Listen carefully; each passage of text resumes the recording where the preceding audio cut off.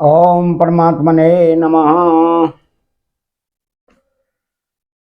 10वें स्कंद के पहले अध्याय में भगवान के द्वारा पृथ्वी को आश्वासन, वसुदेव देवकी का विवाह और कंस के द्वारा देवकी के 6 पुत्रों की हत्या।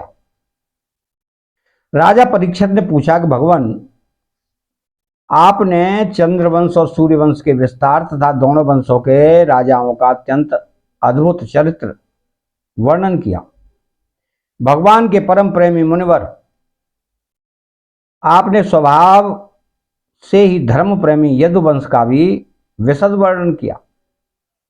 अब कृपा करके उसी वंश में अपने अंशज श्री बलराम जी के साथ अवतीर्ण हुए भगवान श्री कृष्ण के परम पवित्र चरित्र भी हमें सुनाइए। तो भगवान श्री कृष्ण समस्त प्राणियों के जीवनदाता एवं सर्वात्मा हैं। उन्होंने यदुवंश में अवतार लेकर जो जो लीलाएं की, उनका विस्तार से हम लोगों को श्रवण कराइए। जिनकी तृष्णा की प्यास सर्वदा के लिए बुझ चुकी है, वे जीवन मुक्त महापुरुष, जिसका पूर्ण प्रेम से अतृप्त रहकर गान किया गया है। मुमुक्षुओं के लिए जो भवरोग का रामबाण औषध हैं, तथा विषयी लोगों के लिए भी उनके कान और मन को परम आह्लाद देने वाला है। भगवान श्री कृष्णचंद्र के ऐसे सुंदर, सुखद, रसीले गुणानुवाद से पशुघाती अथवा आत्मघाती मनुष्य के अतिरिक्त और ऐसा कौन है जो विमुख हो जाए, उसे प्रीति न करे। श्री कृष्ण तो मेरे कुलदेव ही हैं। जब वो कुरुक्षेत्र में महाभारत युद्ध हो रहा था और देवताओं को भी जीत लेने वाले भीष्म पितामह आदि अतिरथियों ने मेरे दादा पांडवों का युद्ध हो रहा था, उस समय कौरवों की सेना उनके लिए अपार समुद्र के समान थी, जिसमें भीष्म आदि वीर बड़े बड़े मच्छों को भी निगल जाने वाले तेमिंगल मच्छों की भांति भय उत्पन्न कर रहे थे।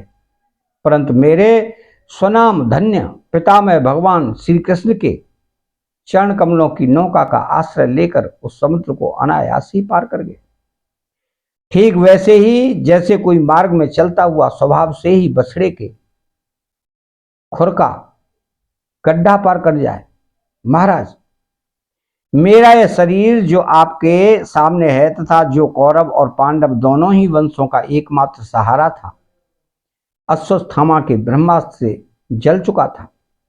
उस समय मेरी माता जब भगवान की शरण में गई, तब उन्होंने हाथ में चक्र लेकर मेरी माता के गर्भ में प्रवेश किया और मेरी रक्षा की। केवल मेरी ही बात नहीं, वे समस्त शरीरधारियों के भीतर आत्मा रूप से रहकर अमृत तत्व का दान कर रहे हैं, बाहर काल रूप से रहकर मृत्यु का मनुष्य के रूप में प्रतीत होना, यह तो उनकी एक लीला है। आप उन्हीं की ऐश्वर्य और माधुर्य से परिपूर्ण लीलाओं का वर्णन कीजिए। भगवान, आपने अभी बतलाया था कि बलराम जी रोहिणी के पुत्र थे। इसके बाद देवकी के पुत्रों में भी आपने उनकी गणना की। दूसरा शरीर धारण किए बिना 2 माताओं का पुत्र होना कैसे संभव है? असुरों को मुक्ति देने वाले और भक्तों को प्रेम वितरण करने वाले भगवान श्री कृष्ण अपने वात्सल्य स्नेह से भरे हुए पिता का घर छोड़कर ब्रज में क्यों चले गए? यदुवंश शिरोमणि भक्तवत्सल प्रभु ने नंद आदि गोप बंधुओं के साथ कहां कहां निवास किया?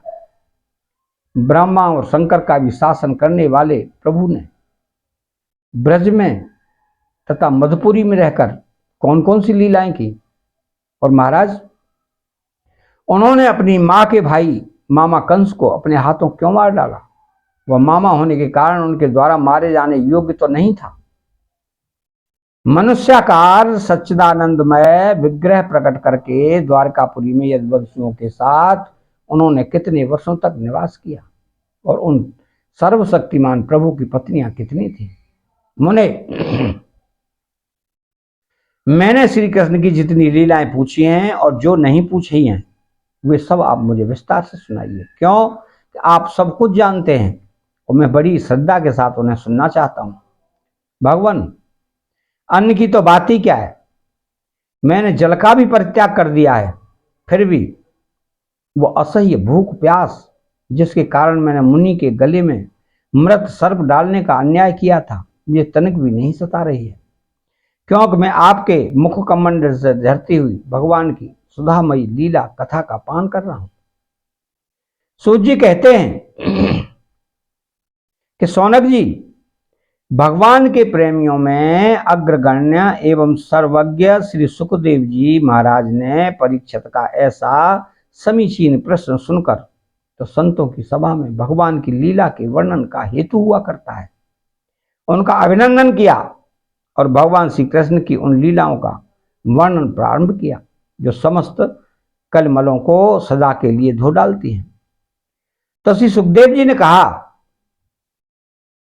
कि भगवान के लीला रस के रसिक राजन से तुमने जो कुछ निश्चय किया है वह बहुत ही सुंदर और आदरणीय है, क्योंकि सबके हृदय आराध्य श्री कृष्ण की लीला कथा श्रवण करने में तुम्हें सहज एवं सुदृढ़ प्रीति प्राप्त हो गई है। भगवान श्री कृष्ण की कथा के संबंध में प्रश्न करने से ही वक्ता, प्रश्नकर्ता और श्रोता तीनों ही पवित्र हो जाते हैं। जैसे गंगा जी का जल या भगवान सालग्राम का चरणामृत सभी को पवित्र कर देता है। परीक्षित, उस समय लाखों दैत्यों के दल ने घमंडी राजाओं का रूप धारण कर अपने भारी भार से पृथ्वी को आक्रांत कर रखा था। उससे त्रास पाने के लिए वो ब्रह्मा जी की शरण में गई। पृथ्वी ने उस समय गौ का रूप धारण कर रखा था।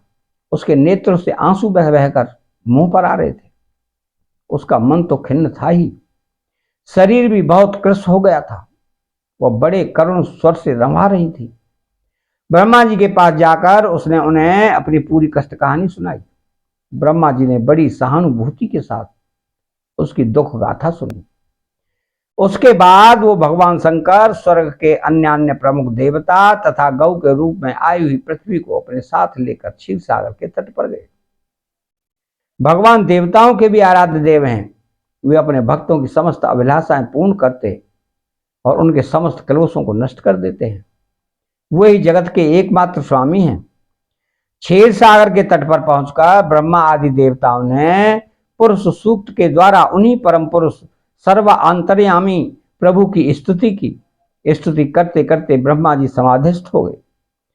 उन्होंने समाधि अवस्था में आकाशवाणी सुनी कि इसके बाद जगत के निर्माण करता ब्रह्मा जी ने देवताओं से कहा, देवताओं, मैंने भगवान की वाणी सुनी है, तुम लोग भी उसे मेरे द्वारा भी सुन लो और फिर वैसा ही करो।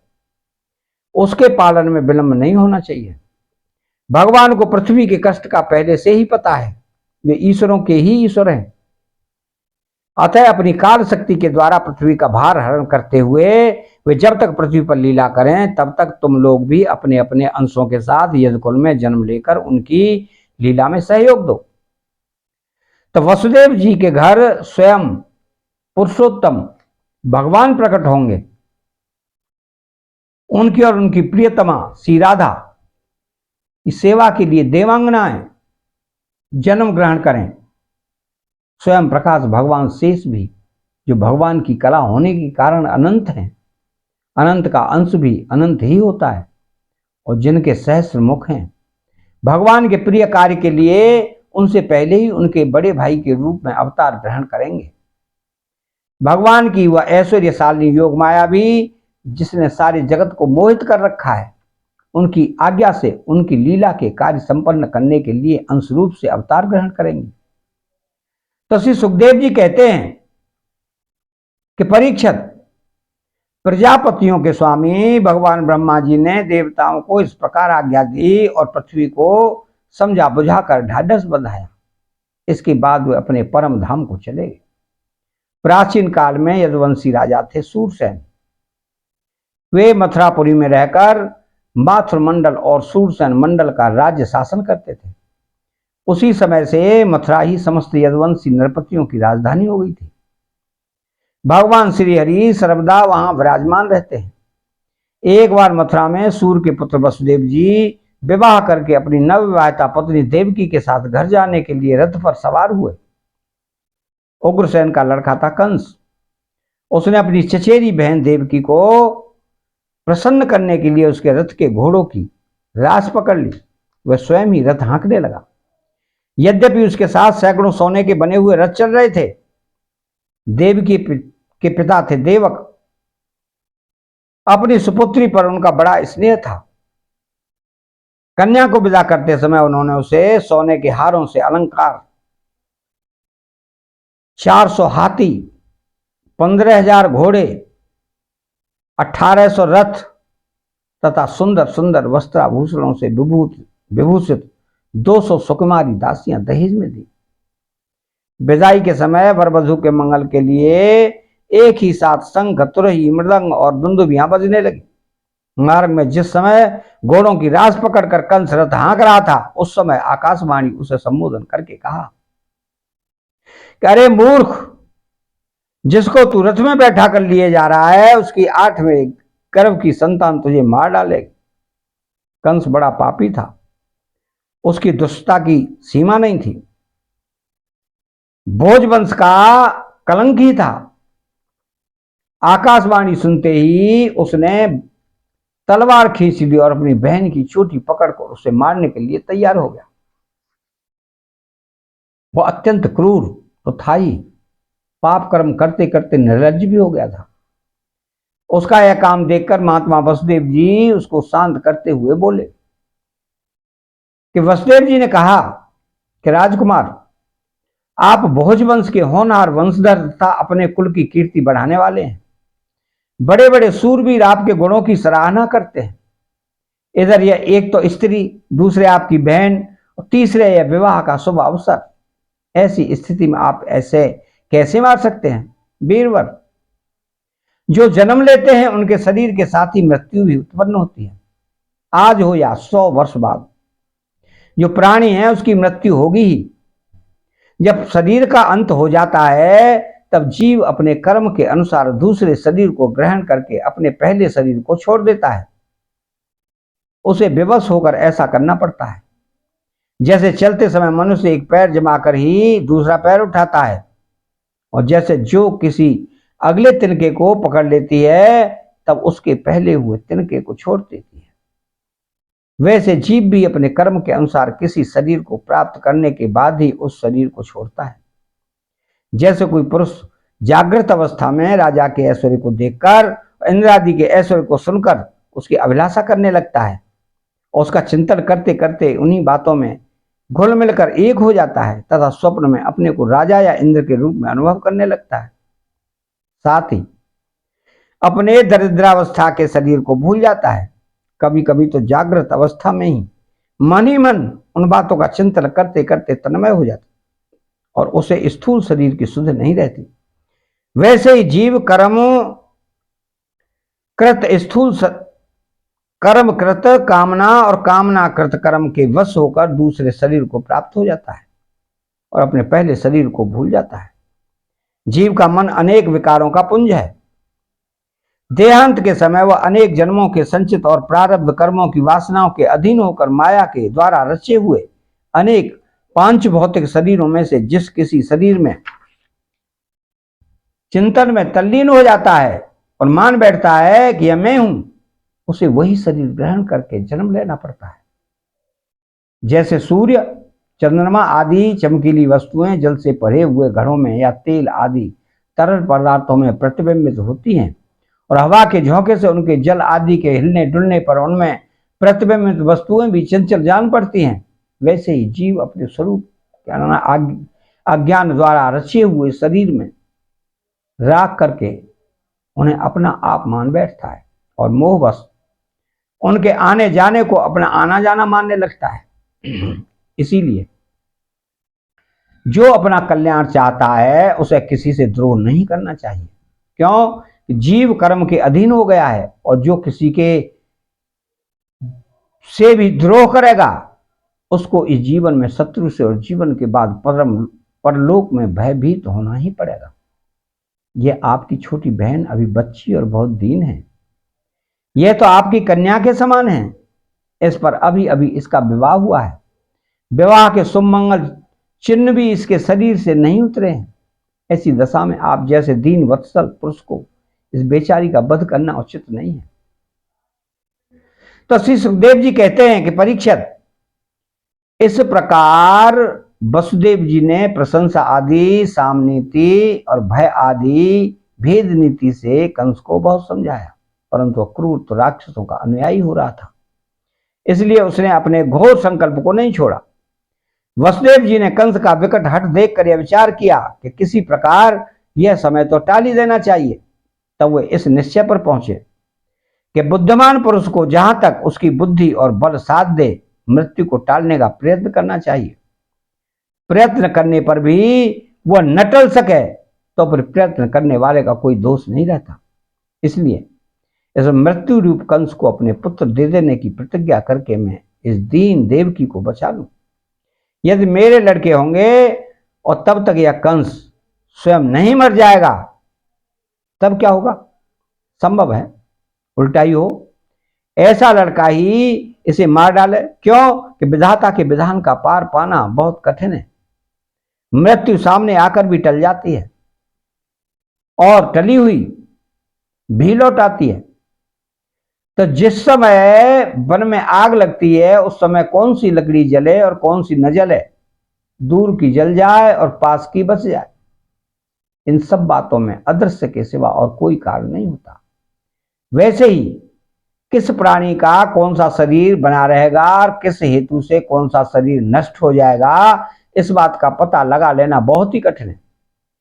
अपनी बुद्धि के अनुसार ऐसा निश्चय करके वसुदेव जी ने बहुत सम्मान के साथ पापी कंस की बड़ी प्रशंसा की। परीक्षित, कंस बड़ा क्रूर और निर्लज था, अतः ऐसा करते समय वसुदेव जी के मन में बड़ी पीड़ा भी हो रही थी। फिर भी उन्होंने ऊपर से अपने मुख कमल को प्रफुल्लित करके हंसते हुए कहा। वसुदेव जी ने कहा कि सौम्य, आपको देवकी से तो कोई भय है नहीं, जैसा कि आकाशवाणी ने कहा है। भय है पुत्रों से, सो इसके पुत्र मैं आपको लाकर सौंप दूंगा। श्री सुखदेव जी कहते हैं कि परीक्षित, कंस जानता था कि वसुदेव जी के वचन झूठे नहीं होते और इन्होंने जो कुछ कहा है वह युक्ति संगत भी है।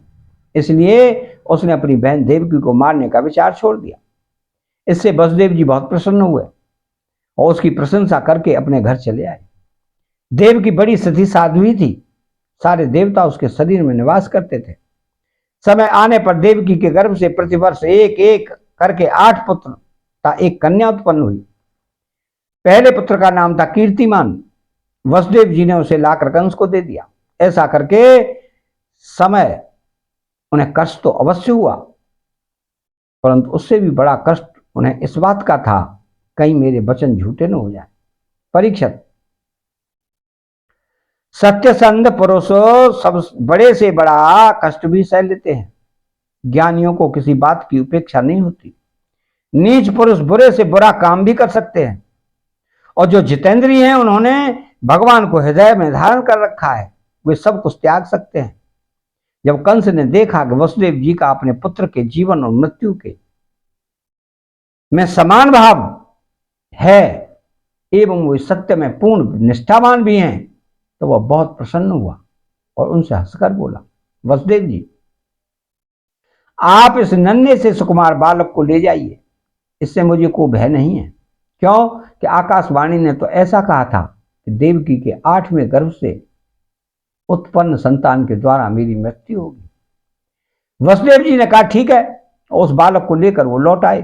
परंतु उन्हें मालूम था कि कंस बड़ा दुष्ट है, उसका मन उसके हाथ में नहीं है, वह किसी क्षण बदल सकता है। इसलिए उन्होंने उसकी बात पर विश्वास नहीं किया। परीक्षित, इधर भगवान नारद कंस के पास आए और उससे बोले कि कंस, ब्रज में रहने वाले नंद आदि गोप, उनकी स्त्रियां वसुदेव, वसणी वंशी यादव, देवकी आदि यदुवंश की स्त्रियां और नंद वसुदेव दोनों के सजातीय बंधु बांधव और सगे संबंधी सब के सब देवता हैं। जो इस समय तुम्हारी सेवा कर रहे हैं वे भी देवता ही हैं। उन्होंने यह भी बतलाया कि दैत्यों के कारण पृथ्वी का भार बढ़ गया है, इसलिए देवताओं की ओर से अब उनके वध की तैयारी की जा रही है। जब देवर्षि नारद इतना कहकर चले गए, तब कंस को यह निश्चय हो गया कि यदुवंशी देवता हैं और देवकी के गर्भ से विष्णु भगवान ही मुझे मारने के लिए पैदा होने वाले हैं। इसलिए उसने देवकी और वसुदेव को हथकड़ी बेड़ी जकड़कर कैद में डाल दिया और उन दोनों से जो पुत्र होते गए उन्हें वह मारता गया। उसे हर बार यह शंका बनी रहती कि कहीं विष्णु ही उस बालक के रूप में ना आ जाए। परीक्षित, पृथ्वी में यह बात प्राय देखी जाती है कि अपने प्राणों का भी पोषण करने वाले लोभी राजा अपने स्वार्थ के लिए माता पिता भाई बंधु और अपने अत्यंत हितैषी इष्ट मित्रों की भी हत्या कर डालते हैं। कंस जानता था कि मैं पहले कालनेमी असुर था और विष्णु ने मुझे मार डाला था। इससे उसने यदुवंशियों से घोर विरोध ठान लिया। कंस बड़ा बलवान था। उसने यदु, भोज और अंधक वंश के अधिनायक अपने पिता उग्रसेन को कैद कर लिया और शूरसेन देश का राज्य वह स्वयं करने लगा। अतः यहां पहला अध्याय समाप्त होता है।